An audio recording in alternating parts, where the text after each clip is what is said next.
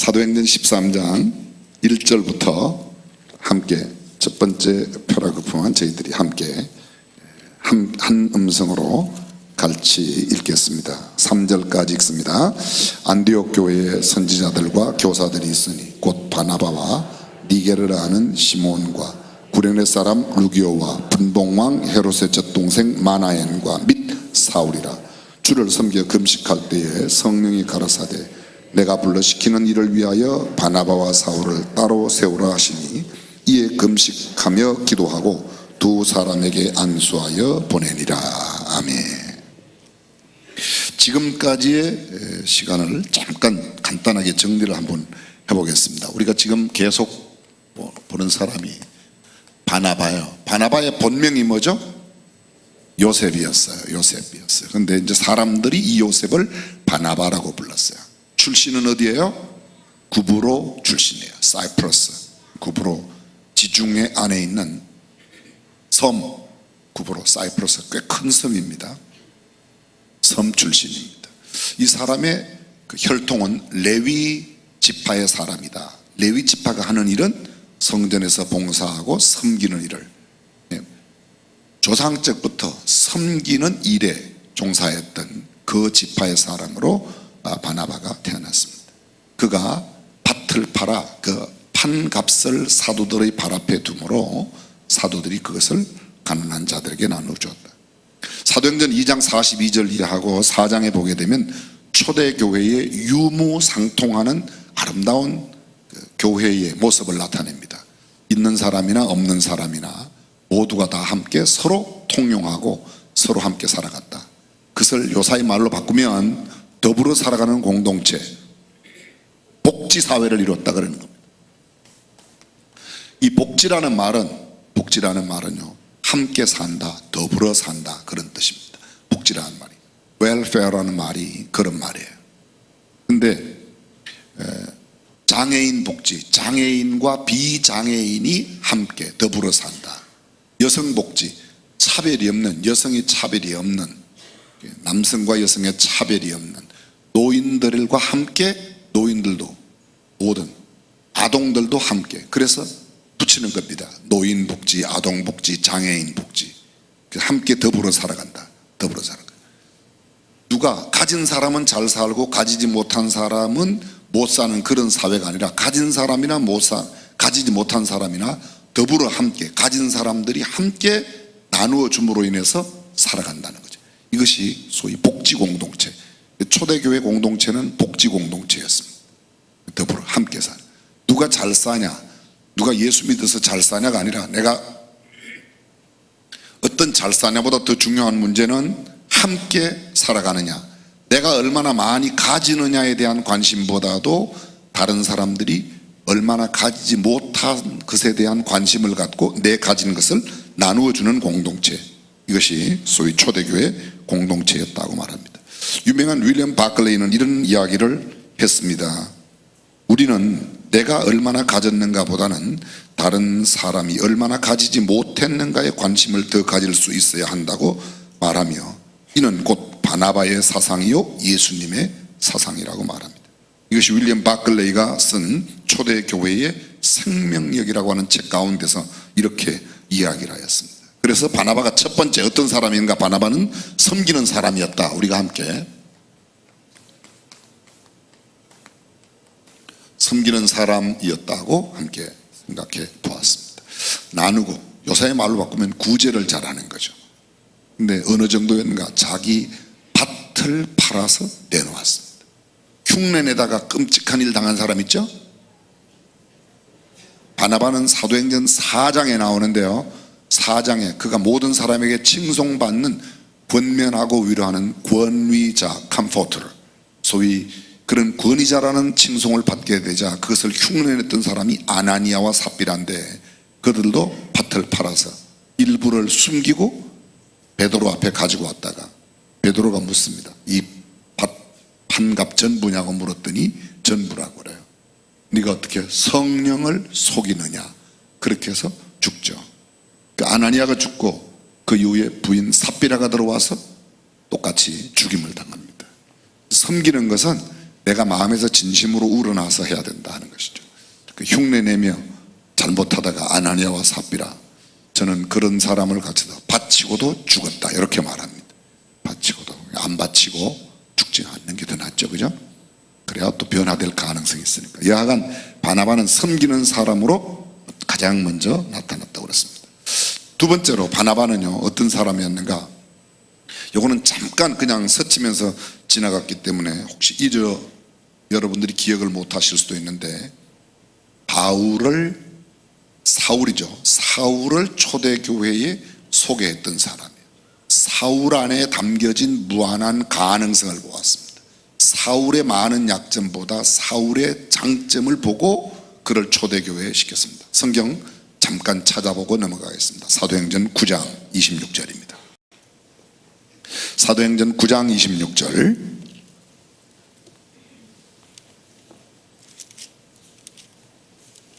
사도행전 9장은 다메섹 도상에서 사울이 주님을 만나는 이야기가 나옵니다.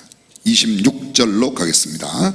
사울이 예루살렘에 가서 제자들을 사귀고자 하나 다 두려워하여 그의 제자됨을 믿지 아니하니 바나바가 데리고 사도들에게 가서 그가 길에서 어떻게 주를 본 것과 주께서 그에게 말씀하신 일과 다메섹에서 그가 어떻게 예수의 이름으로 담대히 말하던 것을 말하니라. 사울이 제자들과 함께 있어 예루살렘에 출입하며, 잠깐만요, 사울이 제자들과 함께 예루살렘에 출입할 수 있었던 것은 처음에는 사울을 믿지 않았습니다.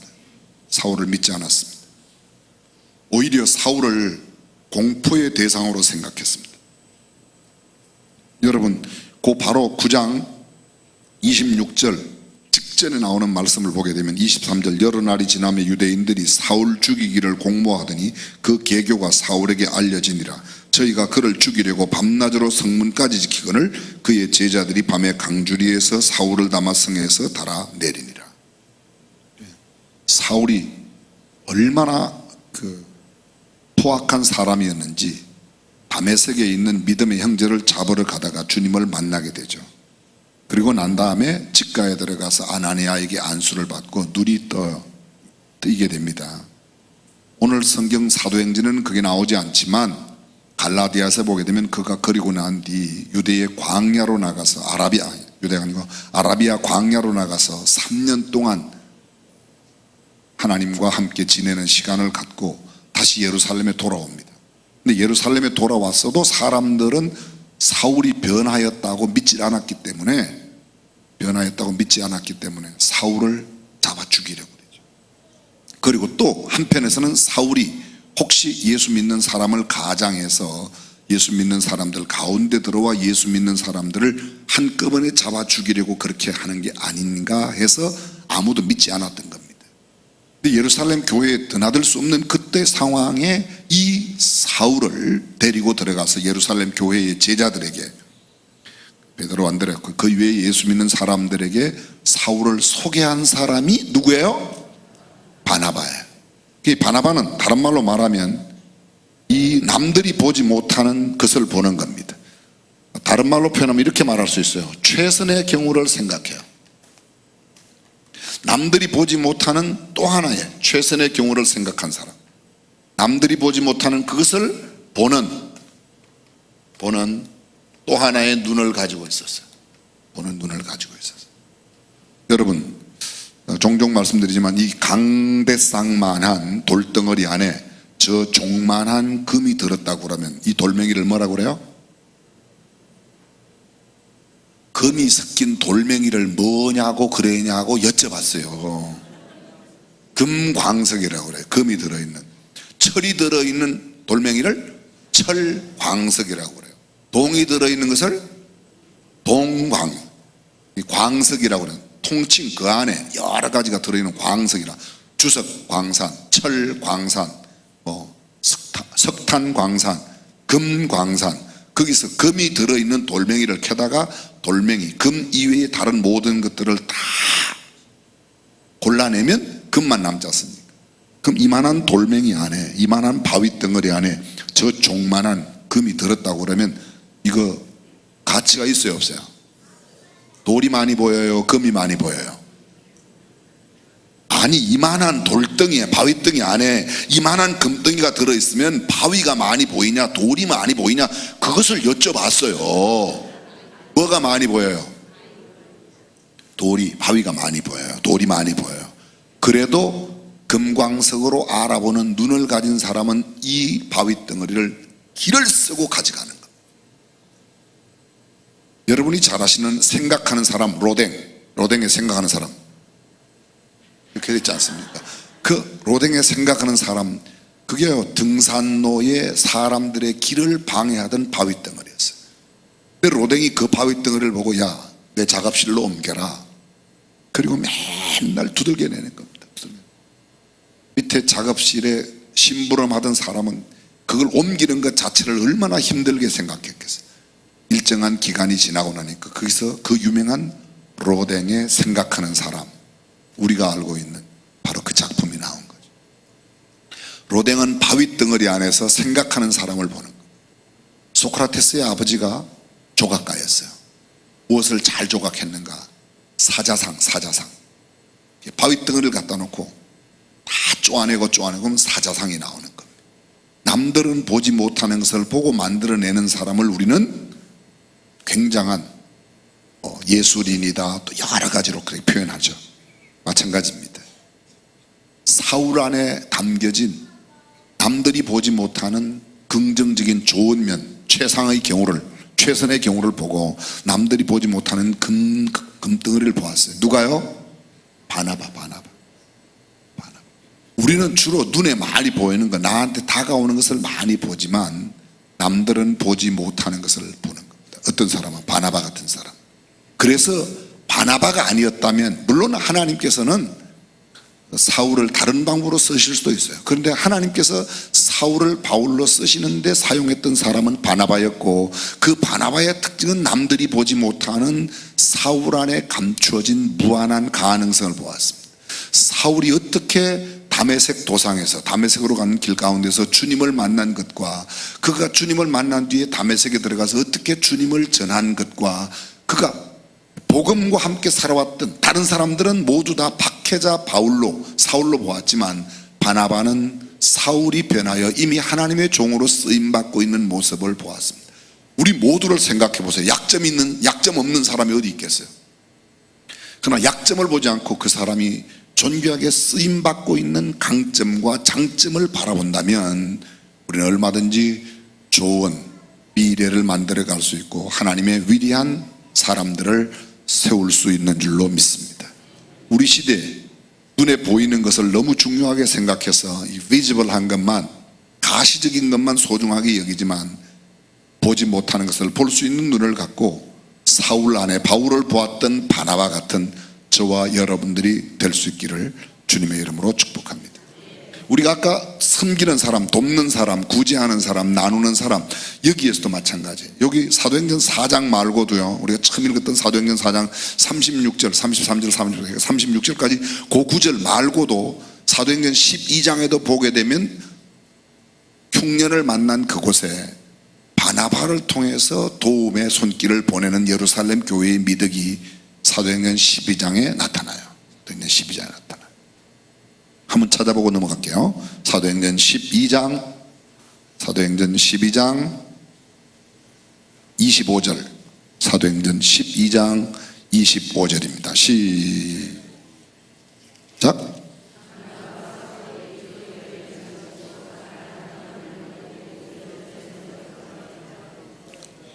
요 장면이 어떤 장면인가 하면 천하가 다 흉년이 들어요. 흉년이. 근데 글라우디오 때에 그런 흉년이 들어서 그곳에 이제 도움을 보내는데 예루살렘 교회가 그 돕는 일에 바나바를 보냈어요. 바나바와 사울이 그 부조의 일을, 안디옥 교회가 그 부조의 일을 하는데 그 부조의 일을 다 마치고 돌아갈 때에 마가라 하는 마가복음을 기록한 사람이에요. 근데 이 마가 요한을 데려갔어요. 이 마가 요한하고 바나바하고의 관계는 어떤 관계인가 하면 마가 요한이 바나바를 외삼촌이라고 부르는 겁니다. 그러면 마가 요한은 바나바에게 뭐예요? 생질이에요. 생질이에요. 족보가 그렇게 어려워요? 사촌 조카 생질 정도는 이렇게 외척으로 되어서 조카를 갖다 생질이라고 말하고, 이게 친가족에서는 조카라고 말하고 그러는 거야. 촌수는 똑같이 사촌이에요? 삼촌이지. 왜 삼촌 아니에요? 아버지의 동생은 친삼촌이라 그냥 삼촌이라고 말하고, 엄마의 오빠나 엄마의 남동생은 왜? 그건 아시네요. 예.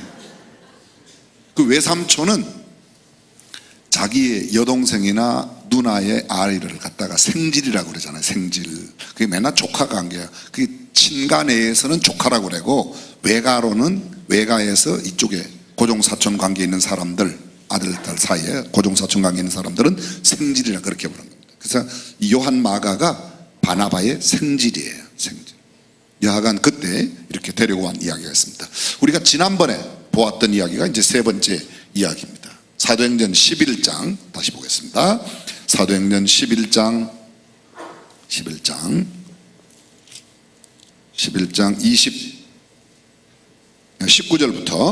19절부터 지난번 26절까지 읽었어요. 때에 스데반의 일로 일어난 환란을 인하여 흩어진 자들이 베니게와 구브로와 안디옥까지 이르러 도를 유대인에게만 전하니, 베니게, 구브로, 제가 다 설명드려요. 구브로는 어디예요? 구브로 그러면 바나바의 고향 섬이에요. 베니게는 어디라고 그랬습니까? 예, 팔레스타인의 북쪽 지역, 지금의 레바논 지역이라고 말씀드렸어요.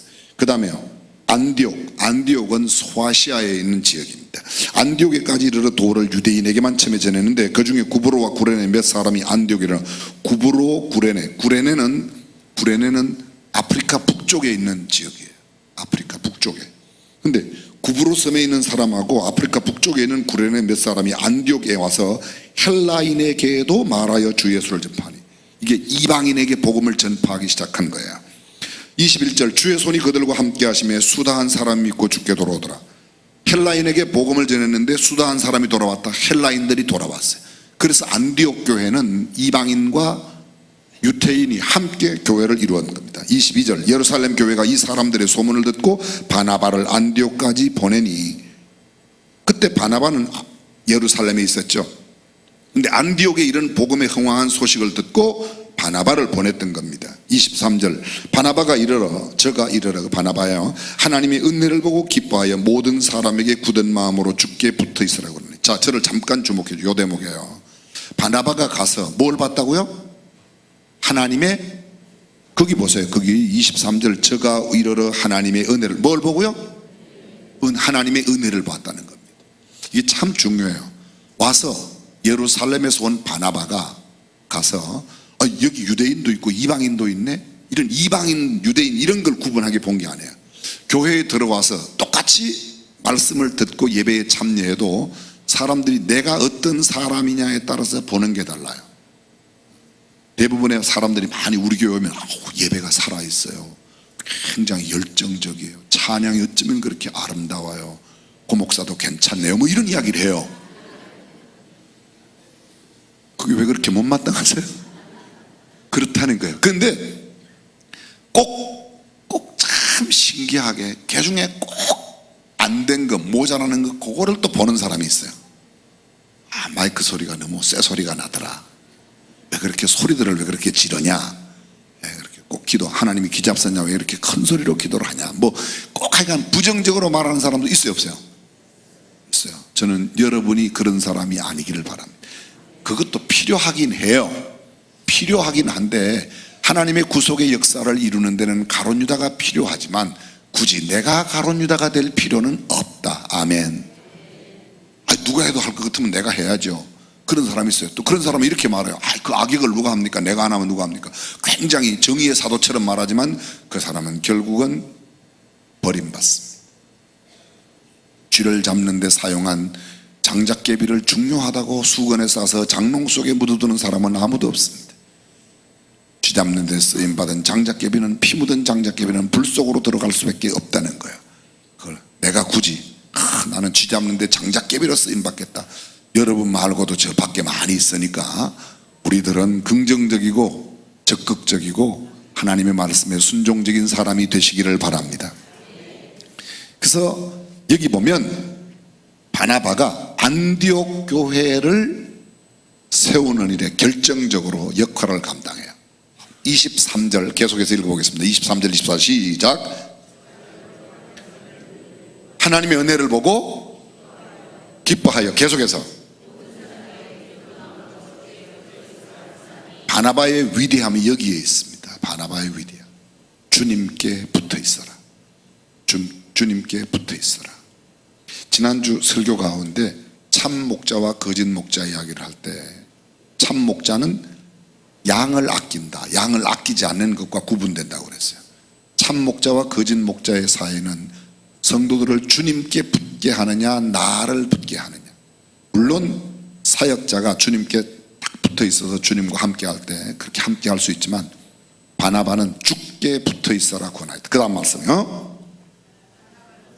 바나바는 착한 사람이요 성령과 믿음이 충만한 사람. 이에 큰 무리가 바나바의, 여기는 지난번에 얘기했는데 바나바의 뭐예요? 신앙과 인품, 인격. 바나바는 착한 사람이요 그의 인품을 말하는 겁니다. 인품을.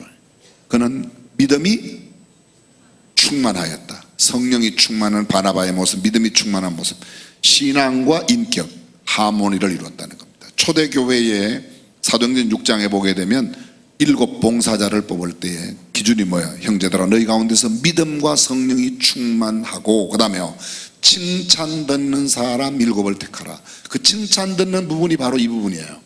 오늘 여기 바나바에게 있어서는 착하다는 표현이죠. 신앙과 인품이 조화를 이루는 사람. 옆 사람에게 이렇게 말하면 좋겠습니다. 내가 그 사람 되겠습니다.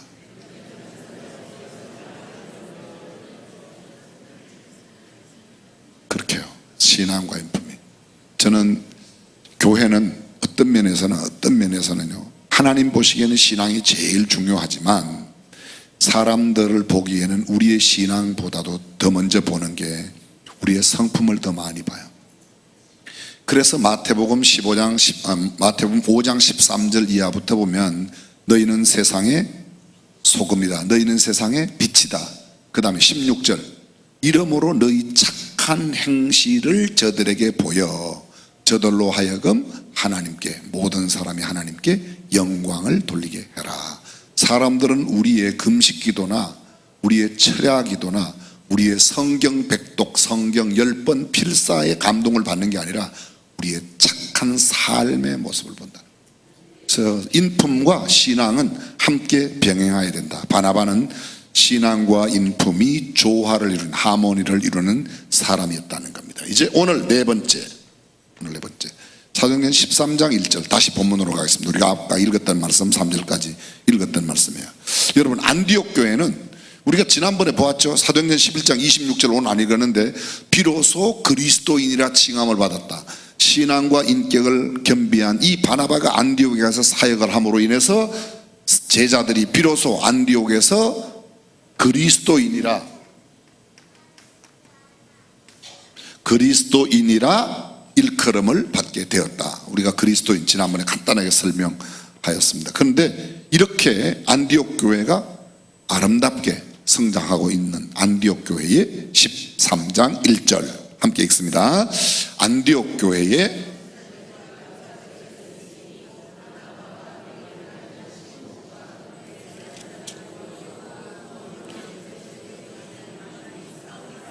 간단하게 설명합니다. 여러분들이 수차 들으셨습니다. 안디옥 교회에 선지자들과 교사들이 있으니, 다시 말하면 안디옥 교회에 이런 지도자들이 있었다는 거예요. 곧 바나바는 안디옥 교회의 지도자가 되어 있습니다. 그 다음에요 니게르라 하는 시몬과, 니게르는 니그로 들어보셨죠? 흑인이에요. 흑인. 이 사람은 어디 출신이냐? 아마도 구레네 출신이 아닐까. 구레네가 아프리카거든요. 흑인들이. 그 다음에요 구레네 사람 루기오 또 나와요. 또 구레네 사람 루기오, 이 사람도 역시 흑인이었을 거예요. 구레네 사람이니까요. 그 다음에요 분봉왕 헤롯의 젖동생 마나엔과, 헤롯 이름을 가진 사람이 여러 명 있어요. 헤롯 안티파스 뭐 이렇게 하고 헤롯이 여러 명 있는데 그 분봉왕 헤롯이 있는데 그 분봉왕 헤롯의 젖동생, 이 젖동생이란 말은요 유모의 젖을 함께 먹고 자란 사람이에요. 함께. 그러면 이 사람은 어디 출신이에요? 왕실 출신이에요.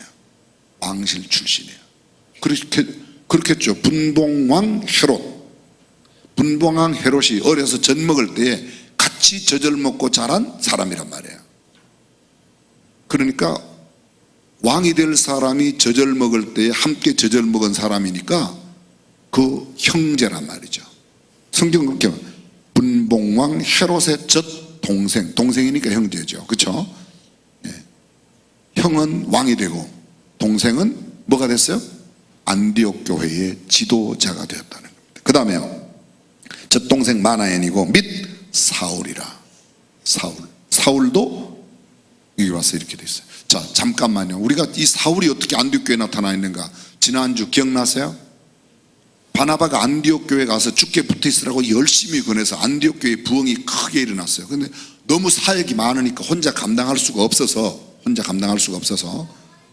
시골로 보냈던, 자기 고향으로 보냈던 바울을 찾으러 가는 겁니다. 바울을 언제 고향으로 보냈는가?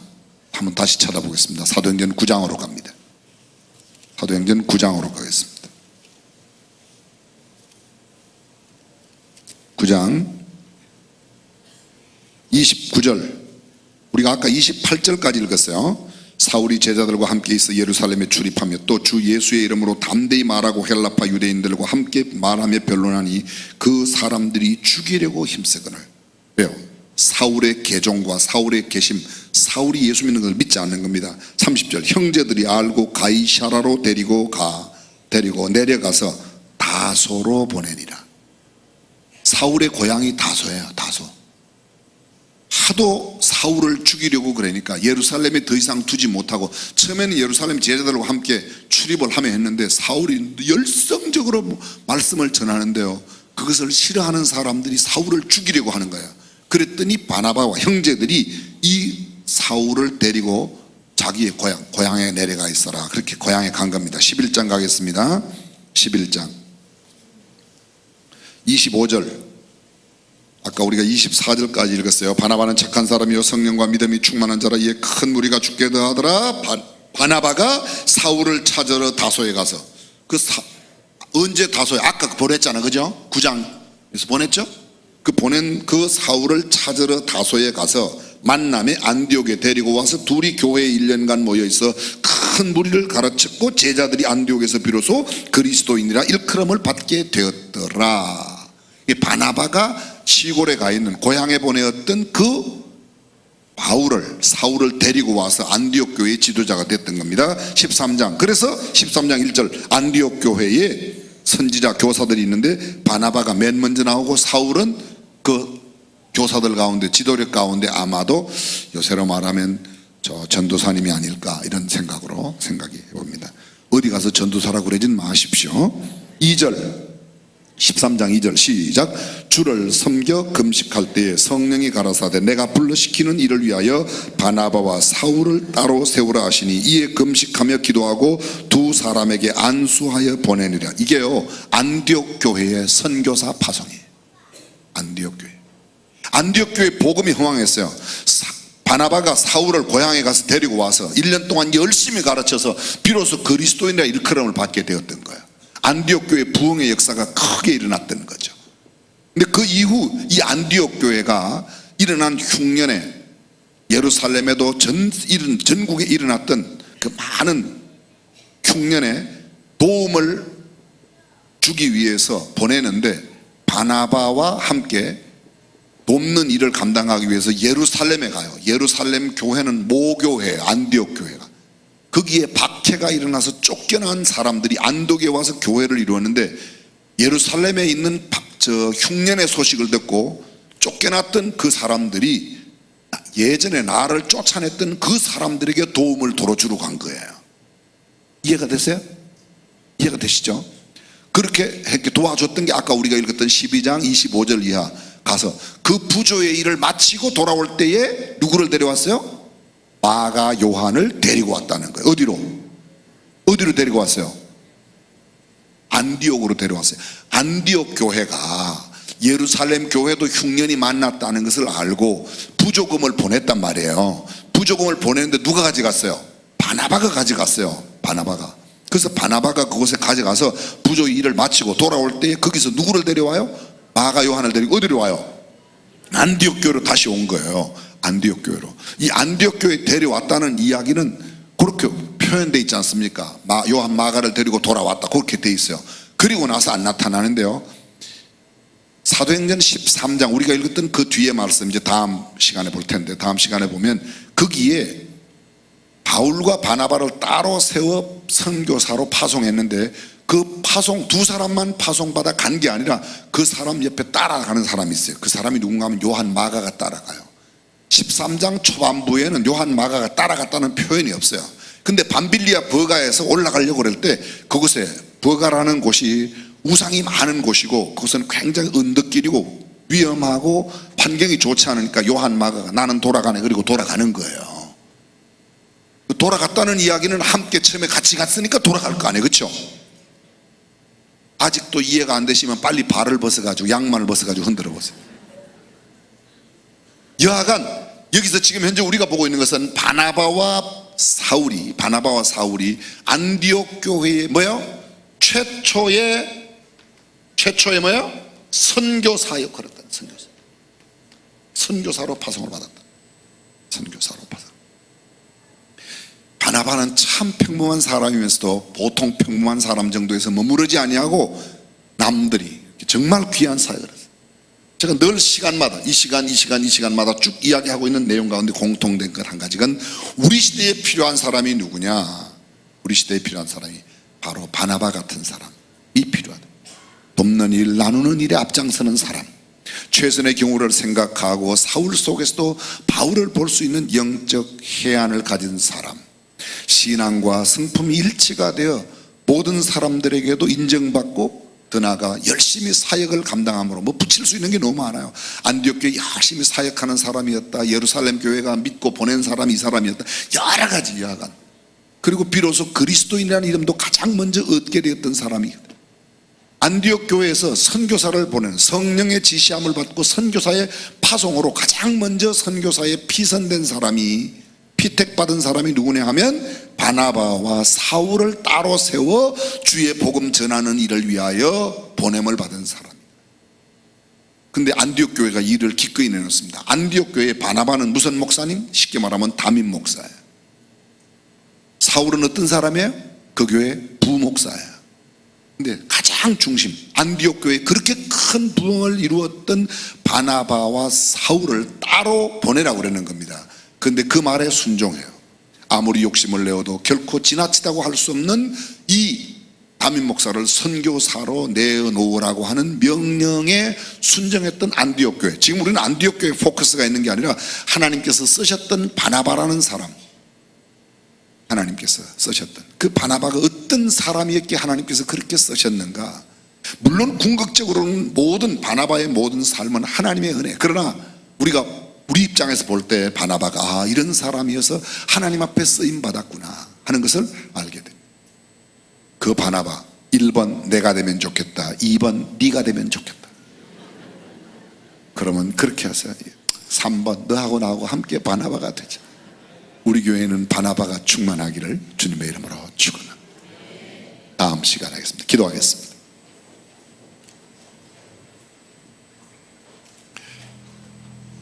우리는 그 어느 때보다도 바나바 같은 사람이 그리운 시대를 살고 있습니다.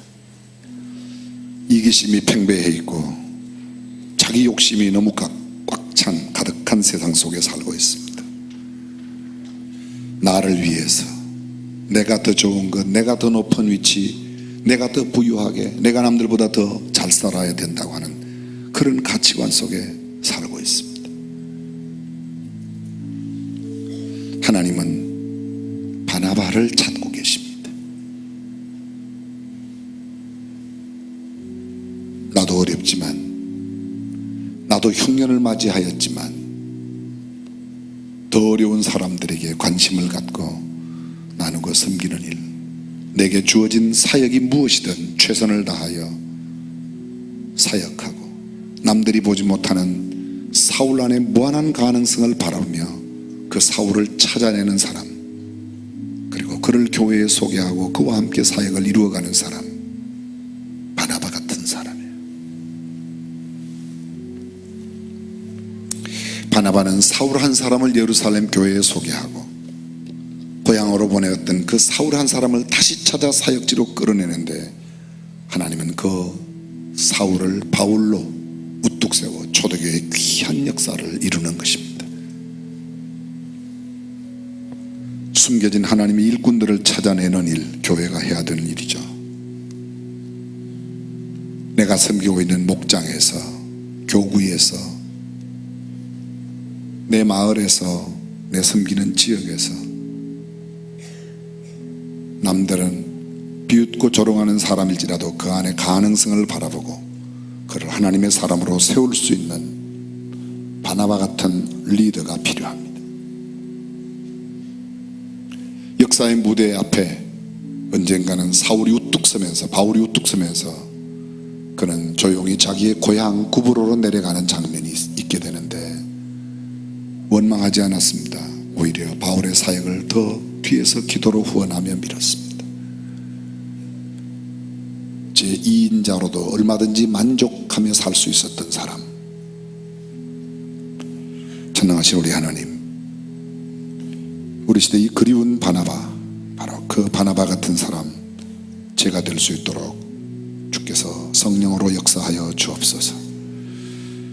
이번 주일에도, 이번 주간에도 각 마을 목장에 모이는 모든 소그룹 모임 가운데 성령의 은혜가 임하여 세상의 가치관, 세상의 물질관, 세상의 기준으로 보지 아니하고 영적인 시각으로 사람들을 바라보고 환경을 바라볼 수 있게 하여 주옵소서.